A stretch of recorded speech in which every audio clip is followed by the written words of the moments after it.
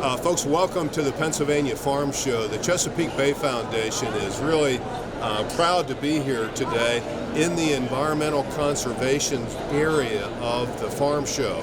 What I have behind me is our rainfall simulator, and what we are doing is looking at 5 separate soils and watching the rain as we simulate rain. We're going to simulate about an inch of rain here in a few minutes. And we're going to see what that rain does when it hits those different kinds of soils. These soils that we're going to see, there are 5 different samples. The one in the middle is quite different than the 2 on each side. And let me explain why. The one in the middle has been tilled, in other words, moldboard plowed and disked, and has a history of that year after year. So you can see that that's bare ground, and that is soil that's been tilled.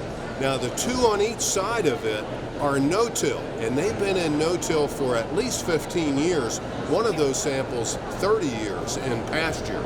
So they're quite different. They've been managed differently.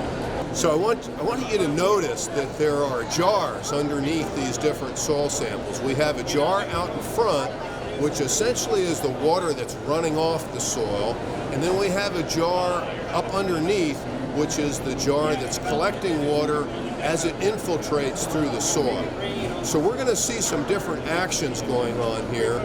When this is running, I think what you're going to see on that bare soil that's been tilled is a lot of soil running off and filling that front jar with some very dark soil-colored water. That's bad. That's topsoil leaving the farmer's field, and that's putting soil and sediment, nitrogen and phosphorus in our local streams. That's not something that we want to have. That's not something that farmers want to have. On the other soils that have ground cover, and even the one that doesn't have ground cover that's full of corn residue, you're going to see those soils react differently.